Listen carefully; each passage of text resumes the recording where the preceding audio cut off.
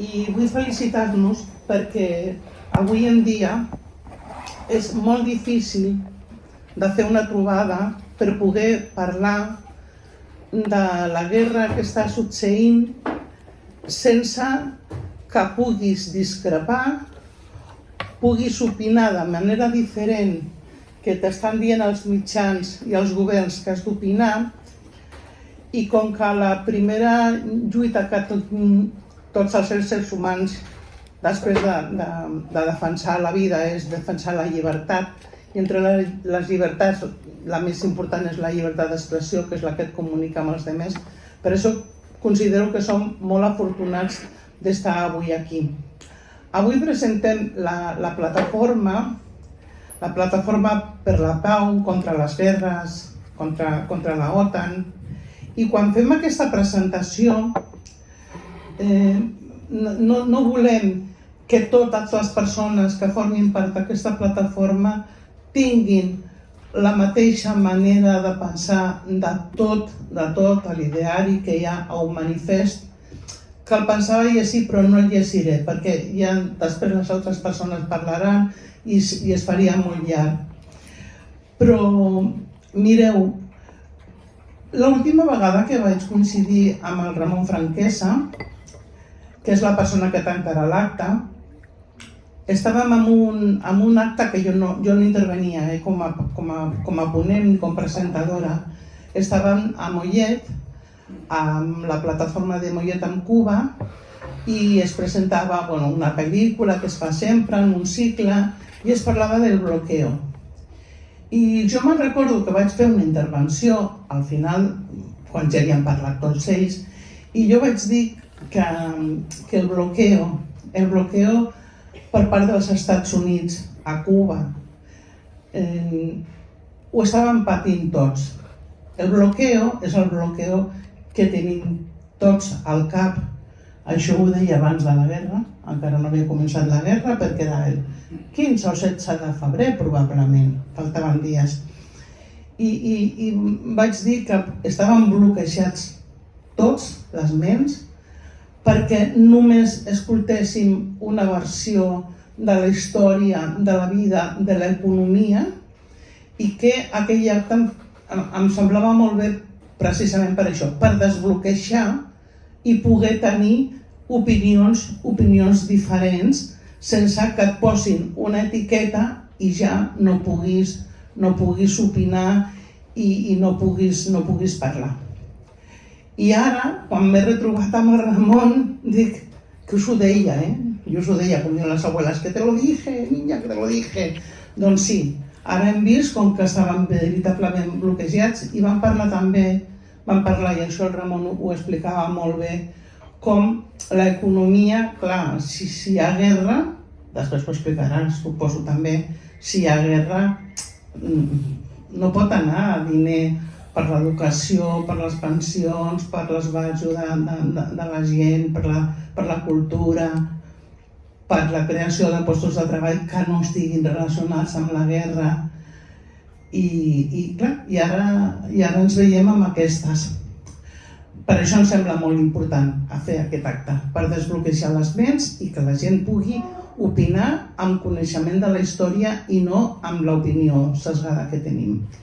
Avui tenim a l'Encarna López Gil, que ens parlarà de com afecta la guerra a les dones. Parlarà de tot el que vulgui, però entre aquestes coses de com les dones ens enfrontem a la guerra. Primer de tot començarà parlant el Joan Tafalla, que és historiador, i ens donarà la seva versió de la història, que serà ben diferent de la que ens estan venent cada dia. Primer començarà ell, després ja l'Encarna i després el Ramon, que es profesor de Economía Mundial. O sea que de esto de los dineros mundiales, de los misiles, lo que valen de todo esto, también sabe un poco. Doncs ara no hem repartit temps, però tenim una hora d'acabar, Antonio? Suposo que sí, espera, ja no ho he vist. Clar, L'hora que comença el sopar. Sí, per això, pregunta l'hora perquè hem de deixar forçosament una estoneta perquè la gent pugui intervindre i si tenen també la seva opinió que també la puguin donar. Seran ja ara seran les 7?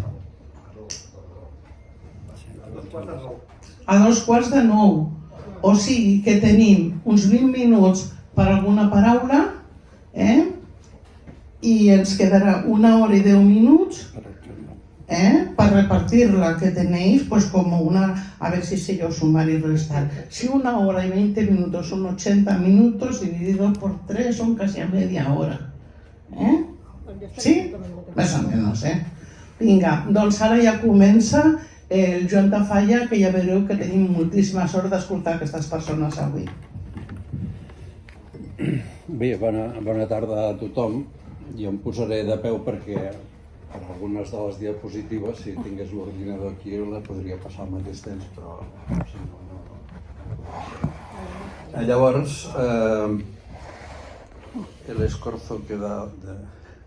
En fi... En fi, el que us vull dir, la primera cosa, quan porti un quart d'hora m'avises perquè porti la pilota cap a la barraca. I així no ho farem bé. Llavors, dic, la primera cosa, o sigui, el que penso comentar té primer començar donant la meva posició davant de la guerra, que és correcte, coincideix plenament amb la de la plataforma, amb el seu matís. Després, continuar amb una crítica del nacionalisme rus, una crítica del nacionalisme ucraïnès, comentar que aquesta no és una guerra entre Ucraïna i Rússia, sinó que Ucraïna és l'escenari local de la quarta guerra mundial, això de la quarta potser ja ho comentarem, i finalment doncs, veure quines perspectives tenim com a moviment per la pau. Si pots passar.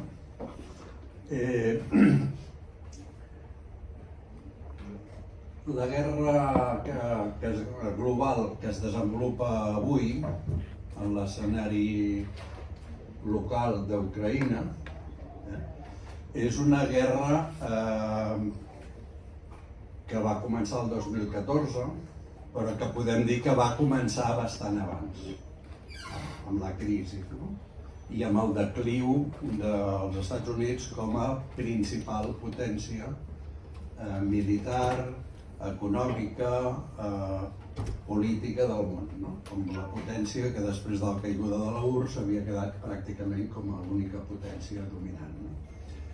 Aquesta quarta guerra, perquè la tercera guerra mundial va passar entre 1945 i 1989, la segona, al final de la segona guerra mundial, i la caiguda de la URSS, i també va tenir tota una pila, a part d'un escenari internacional entre la URSS i els Estats Units, que era una expressió de la lluita de classes, també entre les dues potències que representaven dos sistemes diferents, també va tenir múltiples escenaris locals per tot el món. Per tant, ara estem a la quarta. Els escenaris són diversos. Potser l'escenari més important és el que s'està donant al mar de la Xina i no l'estem, diguem-ne, no surt als diaris, no? De tant en tant surt alguna notícia, unes maniobres, un no sé què, no? Però diguem-ne que els Estats Units apunten a través de Rússia, apunten cap a Xina. La potència mundial que emergeix en el nou món, econòmicament, no tant militarment, però també amb un fort increment de la despesa militar, és Xina. Rússia, que és el que ens apareix aquí com el gran dolent de la pel·lícula, etc., al costat de Xina és una potència per territori molt més gran, però econòmicament i militarment no té la mateixa. Per tant, recordem allò que deia l'exèrcit francès a 1792, quan feia la guerra contra les potències. Nosaltres estarem d'acord amb la idea que nosaltres, si tenim alguna guerra, és contra els palaus, no contra les cabanes. Dels exèrcits revolucionaris francesos. Per tant, qualsevol guerra, sigui qui la iniciï, en compte amb la nostra oposició radical, no estem amb el que es pot batejar com es vulgui, però és una invasió d'un país, d'un estat, que està reconegut internacionalment com a estat, i hi ha una invasió. Per tant, una invasió mai resoldrà problemes, més bé els crearà. Un govern ucraïnès que és fruit d'un cop d'estat, que està ben infiltrat per l'extrema dreta, però que és usat com un titella pels Estats Units i per la Unió Europea, en la seva lluita contra l'altre enemic. Per tant, crec que estarem tots bastant d'acord en que no és bo que Ucraïna ingressi a l'OTAN, que és bo que Ucraïna sigui un estat neutral i que sigui un estat democràtic, que avui en dia no podem dir que tècnicament ho sigui. Ucraïna és, el govern actual, el règim actual d'Ucraïna, és fruit d'un cop d'estat, i no és fruit d'unes eleccions democràtiques, etc. Per tant, per nosaltres, amants de la pau, recordar les lliçons de Jean Jaurès, de Rosa Luxemburg, de Karl Liebknecht, de Lenin, ha de ser una guia. Ells s'enfrontaven a la Primera Guerra Mundial, estem, com jo dic, estem a la quarta, potser la taula no veu aquesta caracterització, però crec que hem de seguir per aquest camí. Si pots passar. Com que estem a l'escenari ucraïnès, bueno, si no passa, no passa res. Com que estem a l'escenari ucraïnès d'aquesta guerra, hem de veure inicialment què oposa a Ucraïna i a Rússia. Tinguem en compte que Ucraïna i Rússia són la Rússia actual, són dos estats producte de la caiguda de la Unió de Repúbliques Socialistes Soviètiques. Es pensi el que es pensi sobre aquell nivell, sobre aquell règim, les burgesies que van prendre el poder després, des de l'any 91, en què es dissol la Unió, amb una reunió tripartita entre Bielorússia, Ucraïna i Rússia. Les burgesies que prenen el poder són unes burgesies que el que van fer va ser privatitzar brutalment, de forma gangsteril, de forma estafadora, els béns públics de tot el poble. Altra cosa és com es gestionessin, si hi havia més o menys, però els béns tots eren públics. I són burgesies joves, molt agressives, les dues, i doncs es confronten. És sorprenent que després de 70 anys de socialisme real, és una forma d'autocrítica, no ens agrada, no som gaire bons, però bueno, és el que hi ha, socialisme real, doncs el nacionalisme hagi ressorgit d'una forma tan brutal, tant a Rússia com a Ucraïna. Ens hauria de fer pensar sobre el caràcter d'aquest socialisme. D'entrada comencem per dir que no es tracta de la guerra de Putin. Aquí teniu un mapa d'Ucraïna a l'any 94, que és més o menys el mateix, i veureu la composició lingüística i ètnica diferenciada. Per tant, el mapa, diguem-ne que el mapa de la Ucraïna actual, que és el mateix mapa de la Ucraïna soviètica,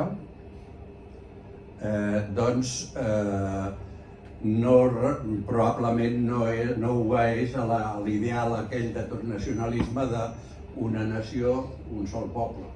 I hi ha dos pobles que conviuen i en molts llocs estan barrejats, i en llocs on que a l'est del Dnièper majoritàriament són russòfons i molts identificats amb Rússia, alguns no, són ucranians que parlen en rus, però i a l'oest estan pròpiament els que parlen en ucraïnès. Quins objectius té la burgesia, pots tirar endavant, quins objectius té la burgesia russa que està en el poder avui a Rússia? El primer és aturar l'ofensiva de l'OTAN cap a l'est. Des del 1989, des del 1991, perdó, hi ha unes promeses. Sí. Això seria el mapa de l'est d'Europa, en el que la URSS tenia un espai que la separava de l'imperialisme alemany i de l'imperialisme dels Estats Units. Una part de territori, incloent una part d'Ucraïna, incloent Moldàvia, va ser incorporat a la URSS, i després hi havia una sèrie de països que, diguem-ne, eren... Per tant, la URSS, en el sentit territorial, i Rússia, els russos se sentien amb una certa seguretat perquè hi havia aquest espai que els protegia. Entre si unes divisions alemanyes volien arribar a invadir Rússia, doncs tenien de travessar països, etc. Per tant, si passes, el que va passar és que la promesa de que no s'extendria l'Occident, l'OTAN, cap a l'est, era una promesa verbal, no sé per què se'l van prendre en sèrio, perquè són les promeses escrites que se solen incomplir. Les verbals, pues a veure, jo què sé, yo te quiero mucho, però bueno, tal. La qüestió és que la Rússia que queda és una Rússia que se sent molt insegura i encerclada. Aquest és un mapa de l'any 97, a una obra de Brzezinski que es diu El tauler mundial, que bàsicament és la doctrina seguida, amb tots els matisos que es vulgui, perquè clar, les coses es mouen, per l'imperialisme nord-americà per la nova fase. Llavors veiem, doncs, en aquest mapa, són aquests mapes geopolítics que no tenen molt de detall però que indiquen la força, doncs com Rússia se sent, diguem-ne, arraconada. Seguim la següent. I l'any 97, Brzezinski es pregunta en un mapa d'aquests, són mapes gràfics, no de detall geogràfic. Això és realment Europa? És a dir, pels Estats Units, l'Europa dels països de la Unió Europea i de l'OTAN no és pròpiament Europa. Europa ha d'anar més cap a l'est. I, molt significatiu, any 97, la línia de seguretat, el nucli fonamental de la seguretat europea és França, Alemanya, Polònia, Ucraïna. Ja en aquell moment, any 97. Això marca una doctrina que ell desenvolupa en el llibre, que ell planteja que la OTAN s'ha d'extendre fins a tocar a Rússia. Per tant, un dels objectius de Rússia és apartar això i és evitar que Ucrània sigui el lloc on aquest encerclament es comprometi. Però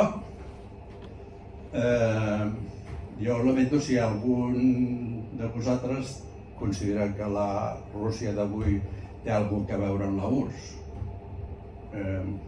Hi ha companys que sí, que estan pensant això, no? Que creuen que és la mateixa continuïtat. La burgesia, el que aquí diuen oligarques, perquè és una burgesia i ja està, tan rapinyaire com qualsevol altra burgesia, tenen altres objectius respecte a Ucraïna. Podem entrar en les riqueses d'Ucraïna de tot tipus, industrials, agràries, etc. Per tant, aquí hi ha una baralla entre dos burgesies nacionals, la ucraïnesa i la URSS, sobre la gestió d'això. I oblidar això en una guerra normalment té conseqüències problemàtiques. Per articular aquest discurs, per articular això, es necessita un discurs nacionalista. Tota guerra va acompanyada d'un discurs nacionalista. O sigui, no fas la guerra en nom de la fraternitat humana, de l'internacionalisme, a vegades s'ha fet amb aquestes coses, però normalment el que fas és dir estem agredits, ens rodegen, etc. Doncs hem de... I llavors ja Putin, el dia 21 de febrer, abans del discurs del 24 de febrer, ja va fer un discurs particularment preocupant, en el que deia que Ucraïna no ha sigut mai una nació ni un estat, i que per tant d'aquest discurs es podia, que els ucraïnesos i els russos són un mateix poble, i per tant, diguem-ne, d'aquest discurs es podien deduir objectius de la intervenció. Quin és l'objectiu de la intervenció en primer lloc? Arribar a Kíev, canviar el govern, podria ser un.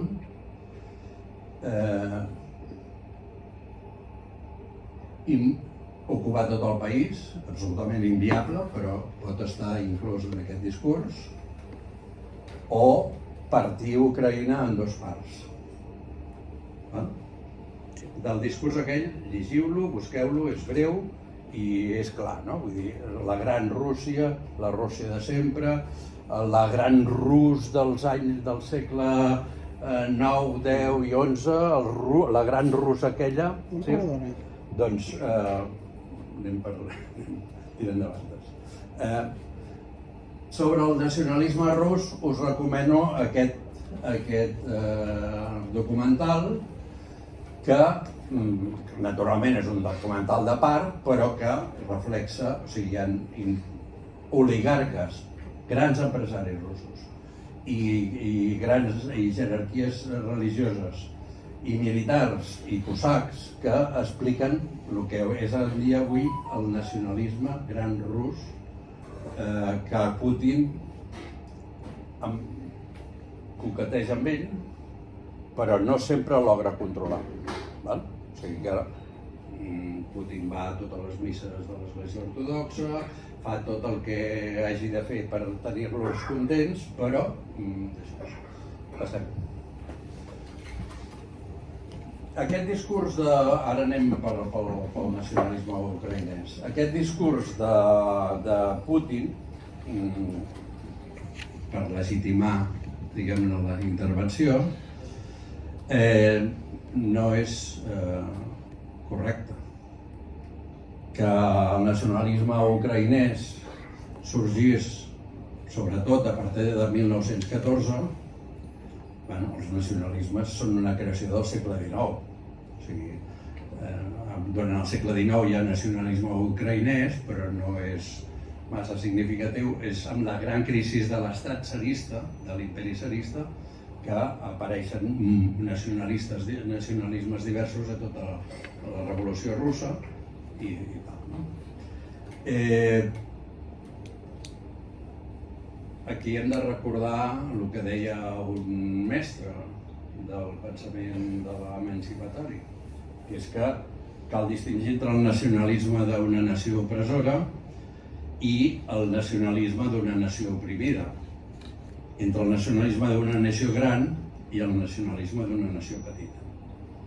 Els ucraïnesos havien estat oprimits històricament per l'imperi austro-hongarès a la part oest, per Polònia, perquè una part de Polònia els terratinents eren polonesos però els pagesos eren ucraïnesos, o sigui que hi havia una contradicció, i també, i a la part oest, per Rússia, per l'imperi tsarista, no pels russos, per l'imperi tsarista.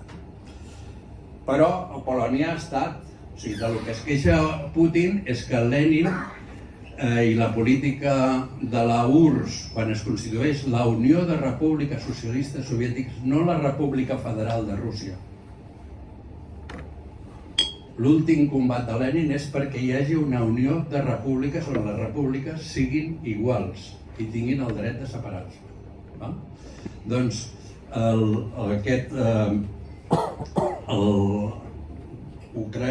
Putin es queixa que al crear aquestes repúbliques es van crear nacions, perquè se'ls va donar forma estatal a pobles d'Àsia Central, del Caucas, en el cas d'Ucraïna, un poble molt germà, molt eslau, molt similar al rus, però se'ls dona una estructura estatal que permet la formació d'una idea nacional. Putin critica això a la Unió Soviètica, perquè tot havia de ser Rússia, i Rússia havia conquerit aquell gran imperi. Bé, és cert, la política leninista doncs implica això, no? Però durant tota l'etapa de la Unió Soviètica, ja ho hem dit, no entraré perquè ja m'estic passant, el nacionalisme gran rus, però el nacionalisme de les nacionalitats va creixent per sota de la superfície fraternal, unitària, etc. dels pobles. Continua creixent. Per tant, amb tots els aconteixements que hi ha a Ucraïna, durant la col·lectivització de la terra, en tot aquest procés es creen greuges entre uns i els altres, que es dissimulen, que la política oficial els nega, però que estan aquí. A la Segona Guerra Mundial, el nacionalisme ucraïnès es posa al costat dels nazis. Però és un nacionalisme especial. Bandera i l'Organització de Nacionalistes Ucraïnesos, quan entren les tropes alemanyes, consideren que han de crear un estat ucraïnès i els foten a la presó. O sigui, els ajuden i tal. Són més bestialment antijueus i antisemites que les pròpies SS alemanyes.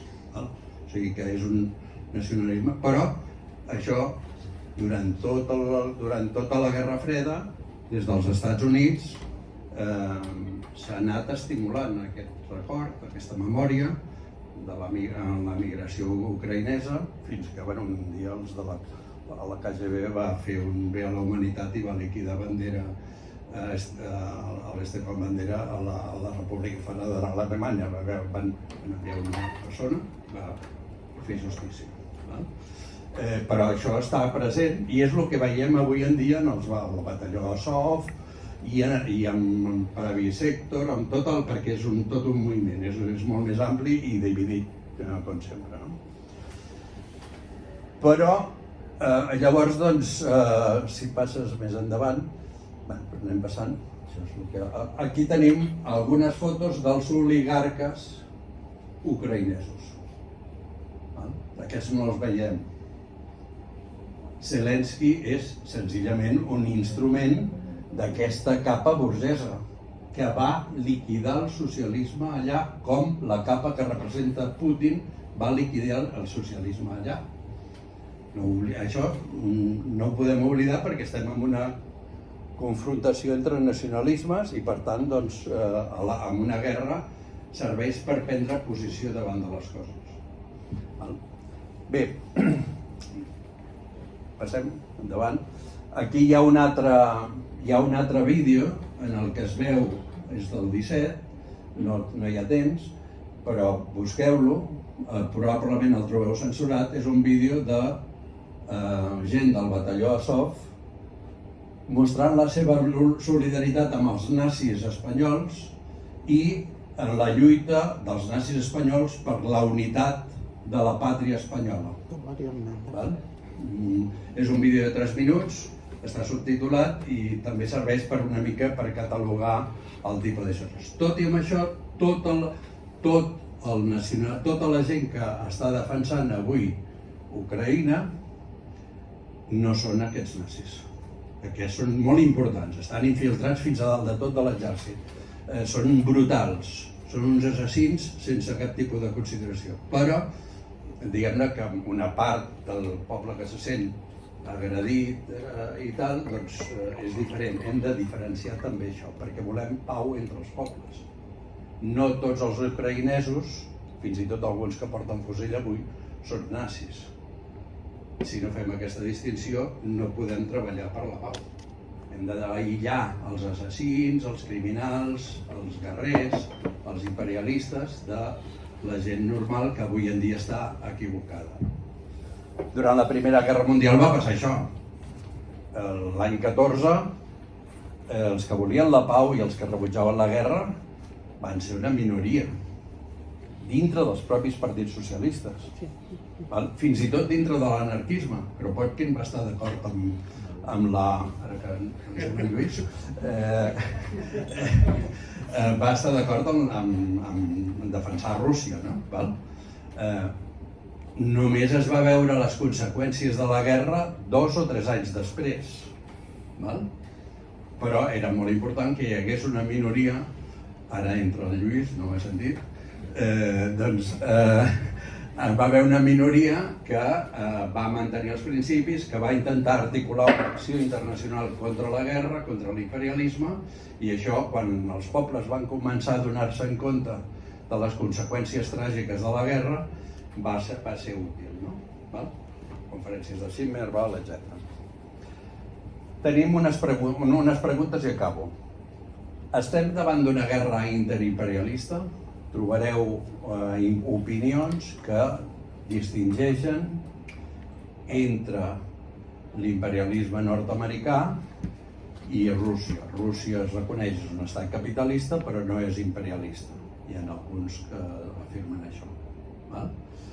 És un debat que hem de fer, perquè per aclarir els objectius del moviment per la pau, això no és una pregunta erudita ni de teòricos a la violeta i coses d'aquest estil. És imprescindible aclarir-se sobre això. Estem davant de la segona gran guerra patriòtica, hi ha alguns companys que defensen això. Per tant, un ha d'estar absolutament al costat de Rússia, sense cap tipus de discussió i sense cap visió crítica, no? Estem davant d'això. Poseu això a internet, trobareu articles explicant això, no? Llavors ja hi trobareu els arguments. Bé, la meva posició, i amb això tanco, és que si bé hi ha una diferència abismal entre l'imperialisme nord-americà en decliu sobre la seva agressivitat, la quantitat de bases a tot el món, la intervenció des de tota la vida, des de la Primera Guerra Mundial, sobretot, que ja comencen a llançar-se com a potència a tot el món, els cops d'estat, les invasions, tot això, no hi ha una comparativa possible amb la Rússia actual. Sí que hi ha, i per tant, no podem dir ni aquests i quedar-nos així tan panxos, però sí que hem de tenir en compte que hi ha tendències de caire imperialista a Rússia. És un imperialisme menys expansiu, que tracta de cuidar el seu territori i el seu entorn perquè no li arribi l'agressió, però aquestes tendències hi són. I per tant, que quan diem no a la guerra, no a la OTAN, Ucraïna neutral, també hem de tenir en compte que hem de defensar l'autodeterminació dels pobles. L'autodeterminació del Donbass, de Crimea, que ells decideixin on volen estar, però també l'autodeterminació del reste del poble d'Ucraïna, que ha de decidir lliure i democràticament, no amb una dictadura pràcticament feixista com tenen ara, els seus destins. I per tant que la guerra l'hem de fer tots, a cada lloc, contra les nostres classes dirigents. La guerra entre els pobles ens porta a la carnisseria i a la mort. Per tant, guerra, com deia al principi, guerra als palaus, que deien els revolucionaris francesos, pau a les cabanes.